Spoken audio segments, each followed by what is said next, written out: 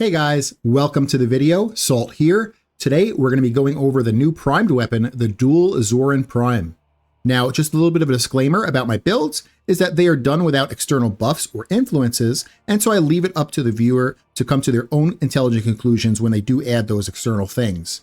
Now, the only difference is when I do a melee video, I will use one external, and that is going to be a pet that is priming for me, and it's because almost every melee build will use a mod called Condition Overload, which requires you to prime for it, and to show a build off without Condition Overload or without it working would be disingenuous, and that's why I do add that one external on melee videos.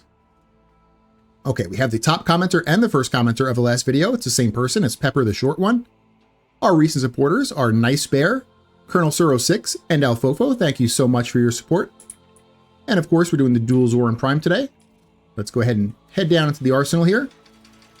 So the dual Zoren Prime came out with Lavos Prime just a few days ago. There are these dual axes. They actually count as dual swords as far as stances go. So let's go ahead and go into the build here. And we're going to go over unique and interesting things about the dual Zoren Prime. So let's go over its unique trait here. Airborne melee slide attacks will boost movement speed, and as soon as you land, it's canceled.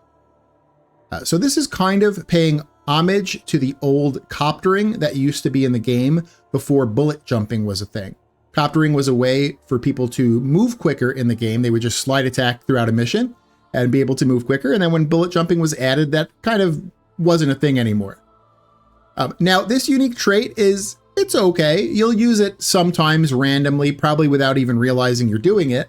But it's more of a novelty than anything. Your build is not really revolving around this unique trait. So this is just more paying homage, I guess, to the old coptering effect. So other things that are not necessarily unique to the dual Zoren, but I just kind of wanted to point out here. And let me go to a blank config for this. If you look at its base attack speed, it's 1.25. That is really, really good. And so if we go to our config here, that allows us to not have to use Berserker Fury, which we add a lot of times, for 70% attack speed. And we can go with a lower attack speed mod like Gladiator Vice that also gives us critical chance. So that's really cool on the Zoren. The other thing that is different about, well, not different, but just something I wanted to point out about the dual Zoren Prime is that the range is 2.3. Now, this is like right in the middle of where I consider using or not using primed reach. So primed reach, of course, is +3 range. Now, if a weapon, the way I look at it is if a weapon has 2.5 or higher, I will never use primed reach. And if a weapon has 2 range or lower, I will always use primed reach. So this is in the middle there. This is in that 2.3 range. So this is going to be personal preference. Do you want more range than this? Then you would use primed reach in one of the weaker mod slots, probably Organ Shatter.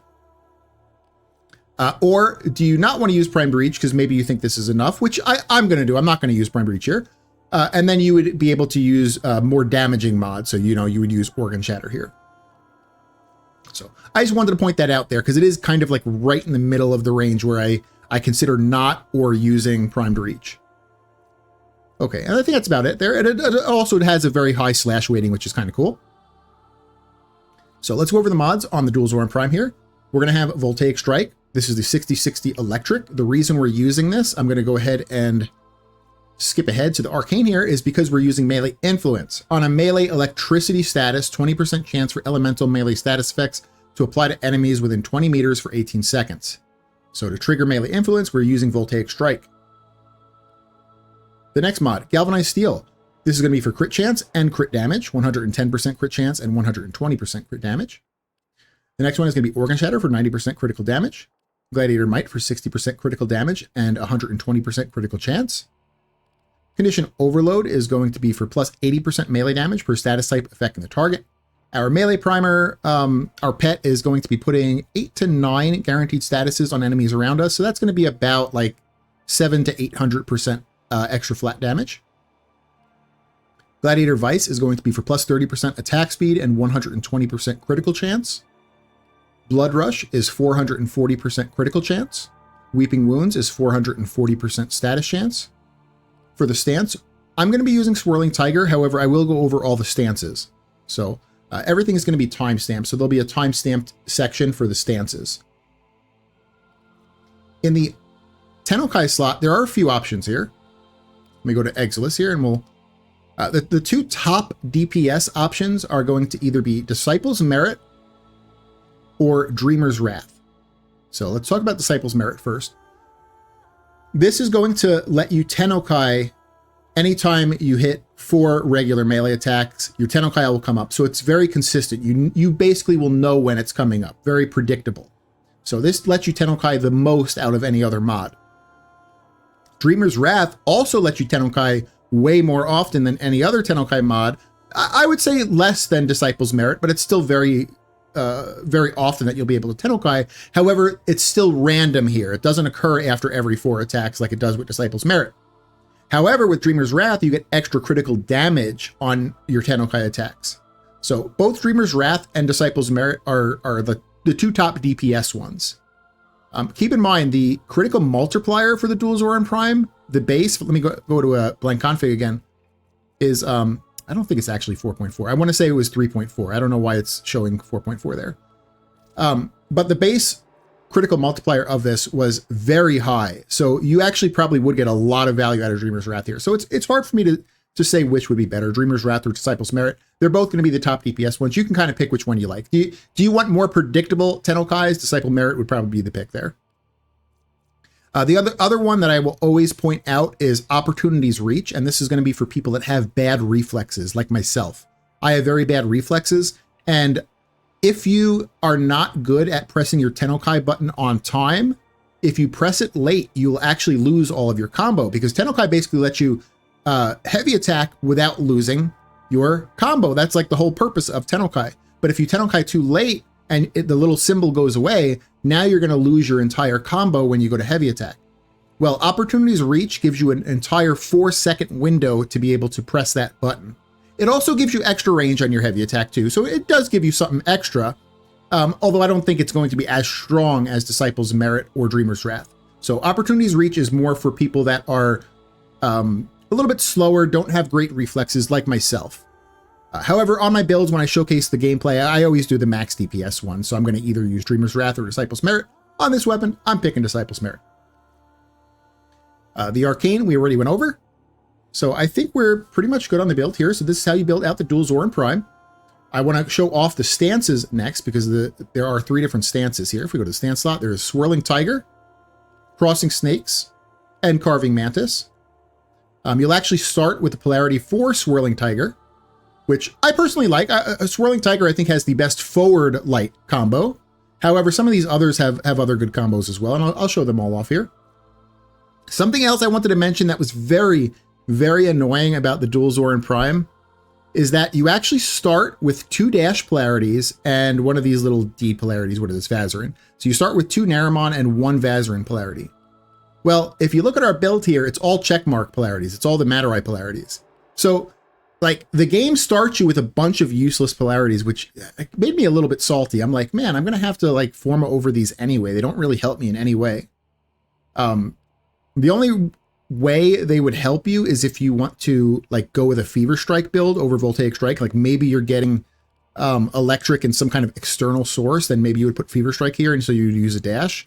But I don't know. I didn't really like the starting polarities on this. They were very, very annoying. I basically had to forma over all of them, which was, it felt like a waste. Okay, let me go ahead and go into the simulacrum here. And again, everything's going to be timestamped, so if you don't care about the stances, or maybe you know the stances already, you can always skip ahead, and that's okay.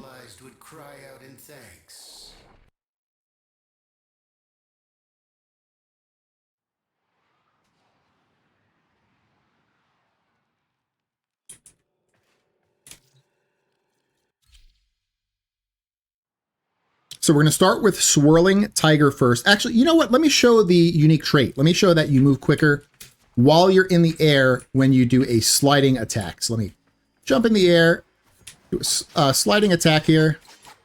I messed it up there. There we go. Sliding attack. You see I move quicker as I'm heading towards the ground there. So sliding attack, move quicker, and then as soon as I hit the ground, I go back to regular speed. Sliding attack, move quicker. It's kind of cool. Like I said, it's probably more novel than anything. Okay, so we're going to start with Swirling Tiger. We're going to do the forward light. This is average damage and no forced slash procs. This is pretty good for a forward light because most forward lights are low DPS. This is average DPS. Okay, now we're going to do the neutral light. This is average DPS and 1 forced slash.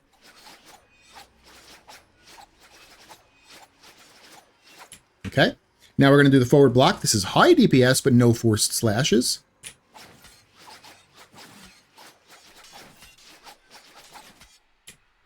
All right, now we're going to do the neutral block. This is high DPS and 1 forced slash. So this would be technically the highest DPS one in the Swirling Tiger combo. It's okay. I mean, it doesn't move a lot, but this is technically the highest DPS one in the Swirling Tiger combo. I think the real winner in Swirling Tiger is the forward light just having more DPS than usual for a forward light. So, okay, let me go ahead and put on Crossing Snakes next.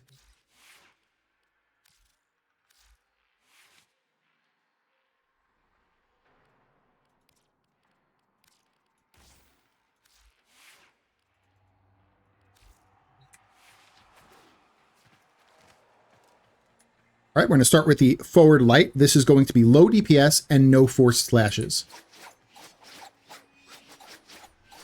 The animation is nice. It's just that, you know, I would rather take Swirling Tiger with more DPS. Okay, now we're going to do the neutral light. This is high DPS and 1 forced slash. So this is actually really good here. Not a lot of movement to it, but it is high DPS and 1 forced slash. Okay, now we're going to do the forward block, which is going to be low DPS and no forced slashes. So I probably wouldn't suggest to do this one. Okay, now we're going to do the neutral block, which is very low DPS, but 2 forced slashes.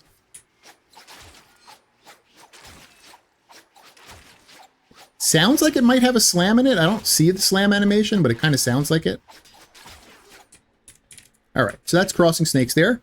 The winner, I think, is going to be that neutral light. The neutral light is high DPS and 1 forced slash.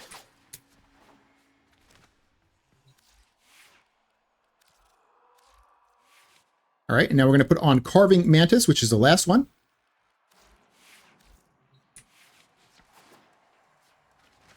We're going to do the forward light first, which is going to be low DPS and no forced slash. Again, I like the animation. It's just that I would rather just go with Swirling Tiger for average DPS instead of low. If I'm going to do the forward light. The neutral light is going to be low DPS, but 3 forced slashes. So this is the most amount of forced slashes, but it's low DPS. Keep in mind, low DPS, or I should say the DPS calculations, don't take into consideration the slash proc damage. So even though the actual attack of this would do low damage, it'll probably make up for it with the force slash procs. All right, now we have the forward block, which is high DPS and no forced slashes. I don't really like the attack, but I mean, man, look at this movement. I could see myself maybe spamming this to move across the map. And this is, I mean, you could probably mix this with Berserker Fury if you really wanted to add it there and get some 70% attack speed to move even quicker. Could be some movement tech there. All right, and then we have a neutral block. This is going to be low DPS and 1 forced slash. I don't know if you see that, but he kind of throws the axe forward a little bit and it spins around. So this was okay. I guess the winner in this one is the neutral light, which is technically low DPS, but it does have that 3 forced slashes, this one here. Okay, I'm going to go back to my Swirling Tiger, and then we'll do the gameplay up.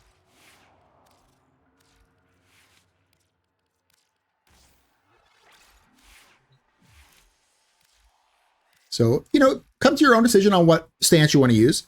I like stances that feel good for me. I don't necessarily go off of forced slashes. I know a lot of people do, but you have to think that every hit is probably going to produce 1 or 2 slashes anyway. So I'm not going to pick a stance just because one move out of the entire combo does 1 extra slash. That's kind of a dumb way to pick a stance.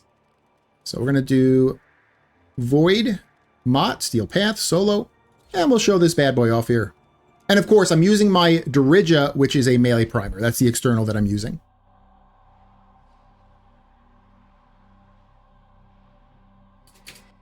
Your weapons make music, and the enemy calls for a song. Life support has been cut off. They're trying to choke you out. Hold on. I'm sending auxiliary life support.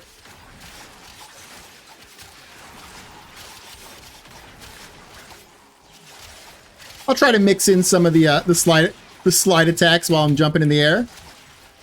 Again, I think it's more novelty than it actually is going to be useful, but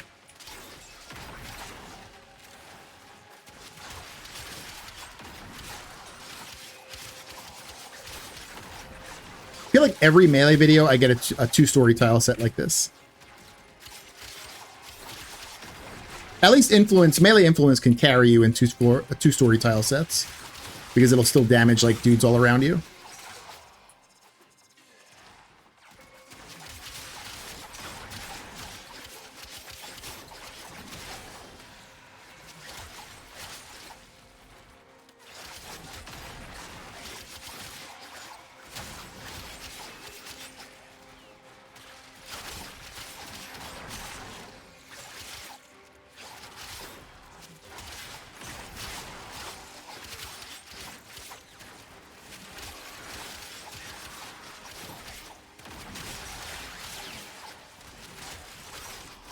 So when I do these runs on melee weapons, I'm hoping to hit 1,000 to 1,100 kills.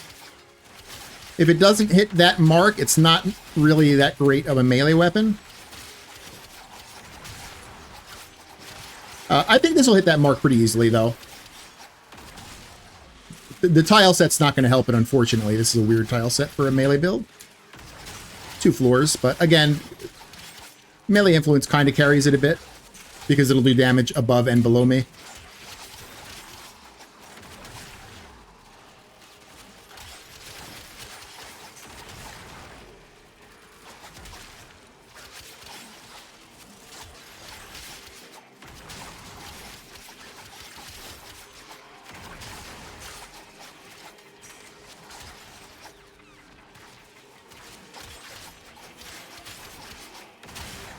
But for reference, like really dumb weapons like the Ghoul Saw have been easily able to get 1,000 to 1,100 kills in 10 minutes here.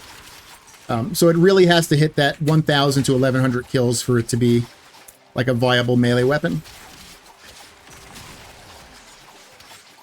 Getting more kills than that in Mott is hard, because at that point you're kind of fighting with the spawns coming to you more than you're actually fighting with your weapon getting a lot of kills.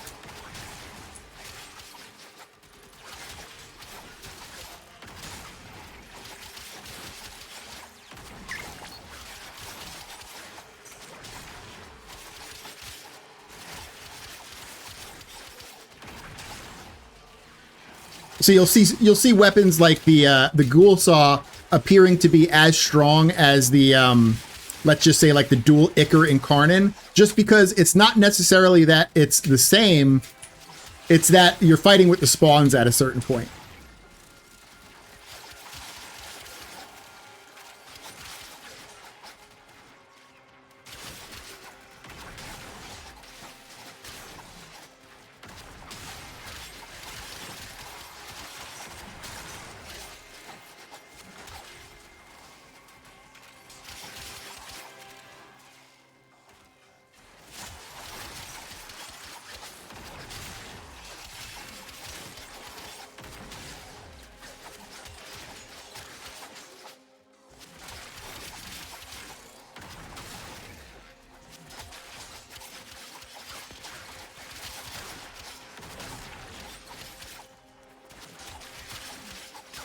So as far as the build goes, it's a pretty basic build. The only like little difference compared to a lot of other melee weapons is you are able to go with Gladiator Vice here, where a lot of melee weapons have to go with Berserker Fury because they don't have that advantage on attack speed. So that is kind of like a leg up that this one has.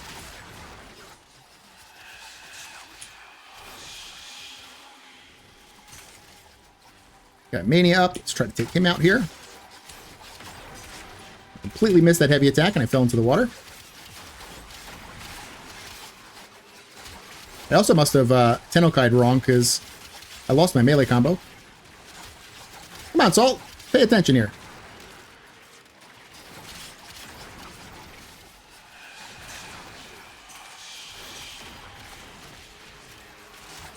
So outside of these videos, I usually use Opportunity's Reach just because my reflexes are bad with pressing my Tennokai button. And if you press too late, you lose your heavy combo. Or your combo, I should say, not your heavy combo.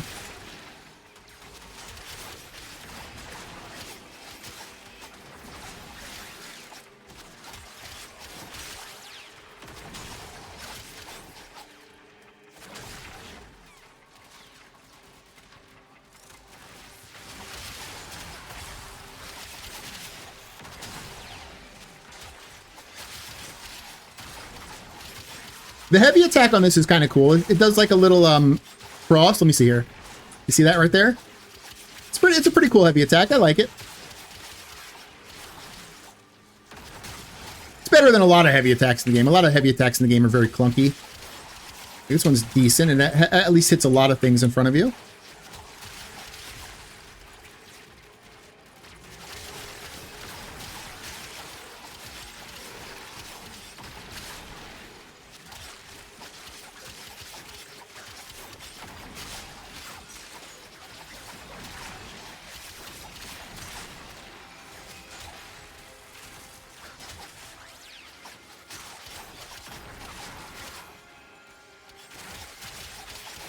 We got about 4 minutes left here.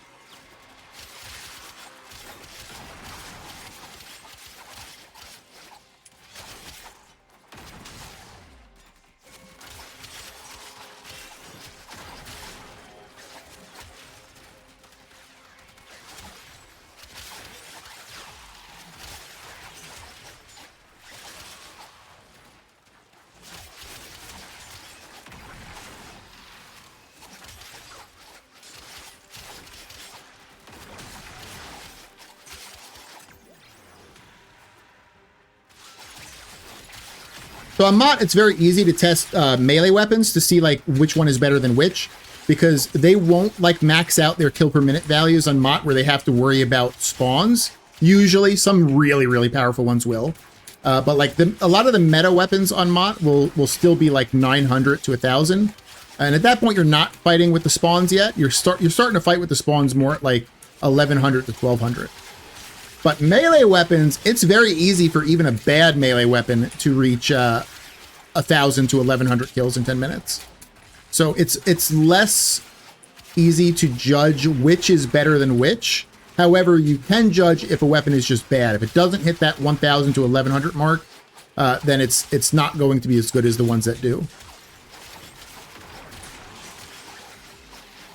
Because again, once you hit like 1,100 to 1,200, you're more fighting with the spawns of the enemies actually coming to you quick enough than you are the actual power of the weapon.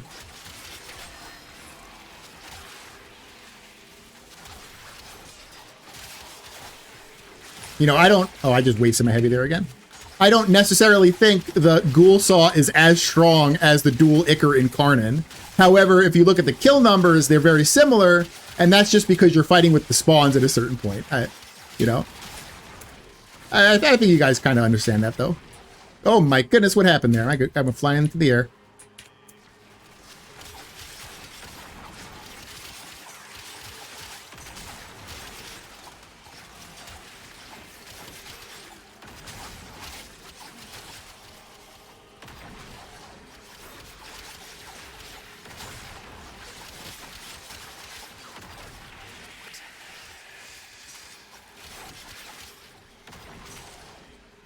Get Malice out quick.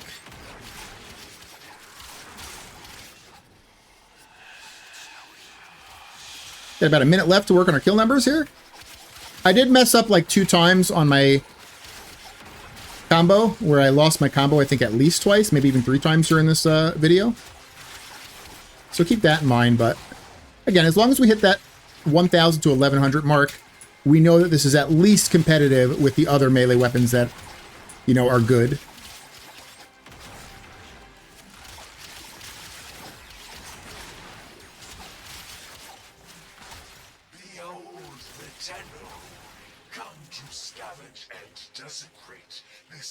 Come on, where are these enemies at? Oh my goodness. Messing up my jumps too, which is not good.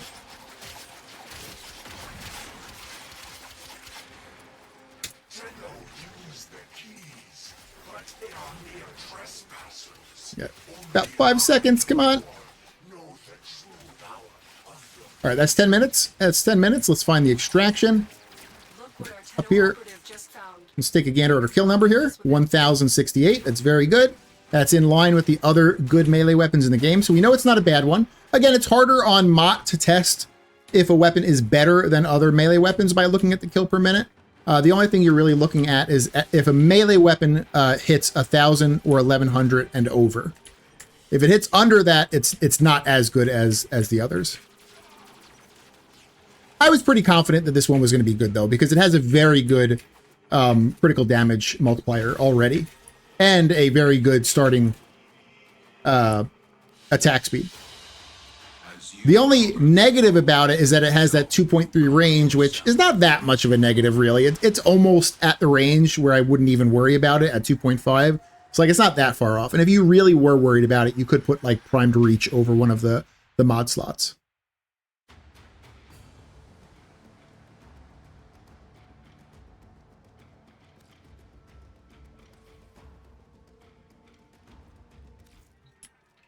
So that is the dual Zoren Prime. I hope you guys liked it.